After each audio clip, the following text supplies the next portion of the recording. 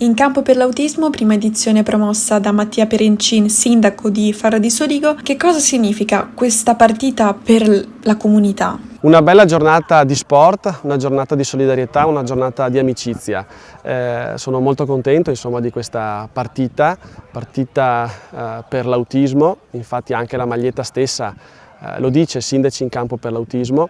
Ringrazio tutti i colleghi amministratori, circa una ventina, che oggi hanno deciso di scendere in campo per un'attività benefica per Fondazione Oltre il Labirinto. Ringrazio anche TV Pressing, la squadra dei giornalisti con la quale appunto siamo scesi in campo.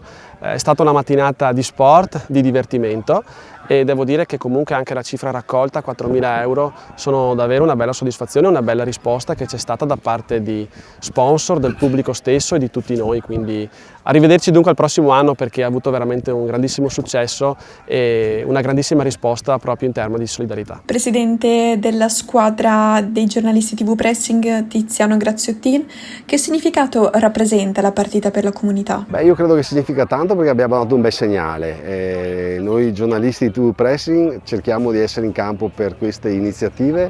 Abbiamo una grande amicizia con la Fondazione Oltre il Labirinto, che si occupa di questi ragazzi con situazioni molto problematiche. Per noi è un piacere essere in campo per loro, e devo dire che qui nel quartiere del Piave abbiamo trovato un'accoglienza meravigliosa da parte del sindaco di Farra, ma anche di tutti gli amministratori, ed è questa la cosa più bella, perché non sempre c'è questa sensibilità. Invece in questa occasione è uscita una bellissima partita, anche con un pubblico discreto, una raccolta fondi importante, quindi grazie non solo a coloro che hanno dato una mano, ma anche a tutte le istituzioni, a Banca Prealpi, a tutti coloro che hanno contribuito a questo evento.